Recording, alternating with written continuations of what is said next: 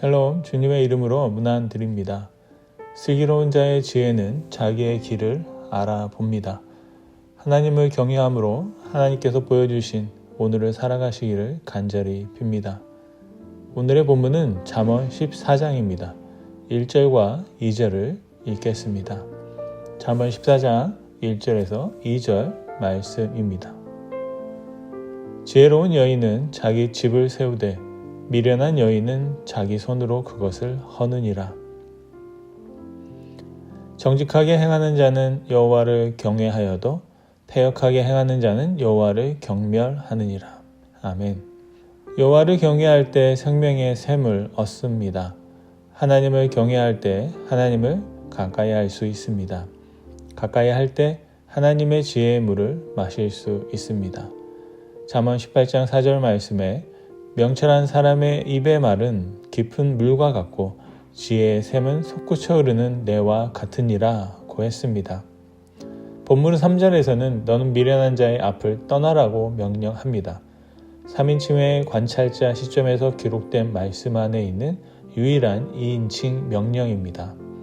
가까이 할 것의 곁을 지키고 떠나야 할 것을 멀리하는 것이 지혜입니다. 이 질문은 이것입니다. 전도자가 전하는 지혜의 삶은 무엇일까요? 첫째, 지혜는 하나님을 경외하는 것입니다. 2절 말씀에 정직하게 행하는 자는 여호와를 경외하여도 패역하게 행하는 자는 여호와를 경멸하느니라고 했습니다. 잠언 9장 10절 말씀에도 여호와를 경외하는 것이 지혜의 근본이요 거룩하신 자를 아는 것이 명철이니라 라고 했습니다. 존 비비어는 하나님에 대한 두려움이 하나님의 지혜로 가는 출발점이다 라고 합니다. 두 가지 두려움이 있습니다.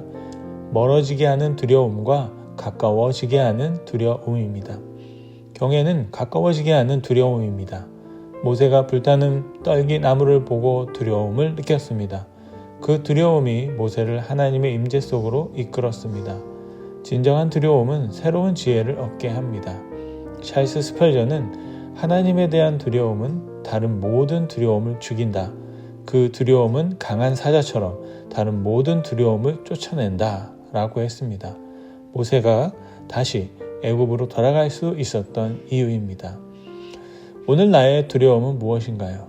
정말 하나님을 경외하고 있나요?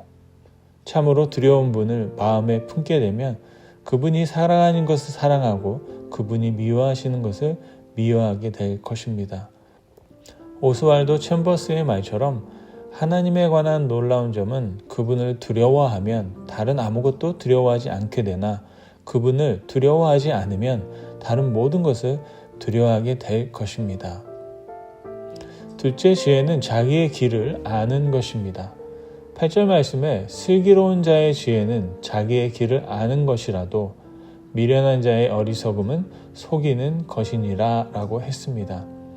하나님을 가까이 할 때 자신을 잘 알아볼 수 있습니다. 가장 위험한 것은 자신의 상태를 제대로 모르는 것입니다. 어릴 적 잊을 수 없는 기억이 있습니다. 목요일 저녁 어린이 예배를 드리던 시절의 일입니다. 예배를 마치고 밤 9시경 집으로 돌아가는 길이었습니다. 손전등을 켜고 밤하늘에 레이저를 쏘며 가고 있었습니다. 불빛이 깜빡이더니 꺼져 버렸습니다.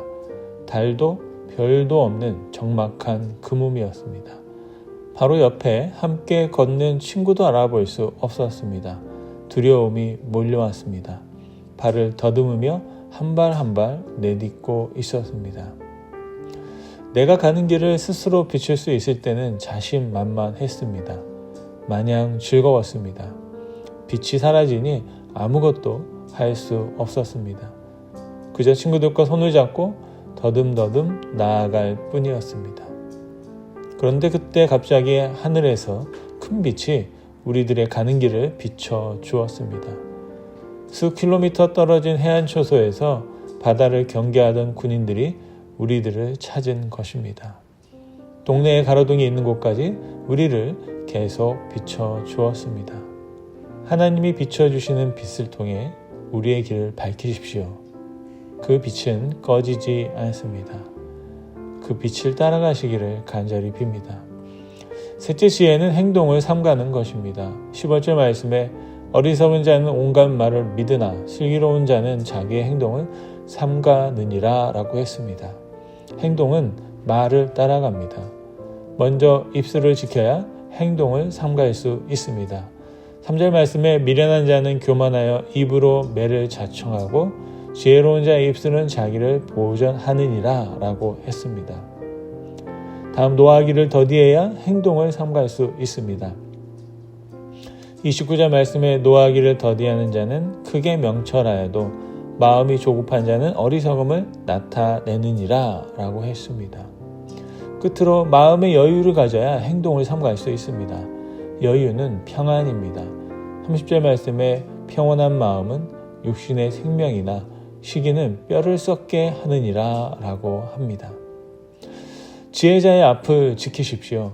하나님의 빛에 나를 비춰보시기를 바랍니다.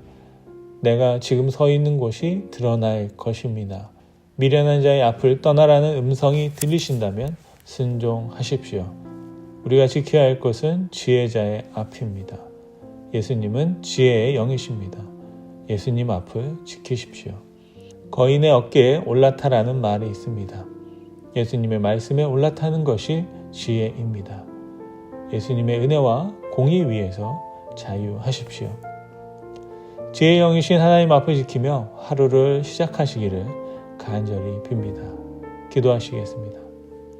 살아계신 하나님, 역사하신 하나님, 지혜의 하나님을 찬양합니다.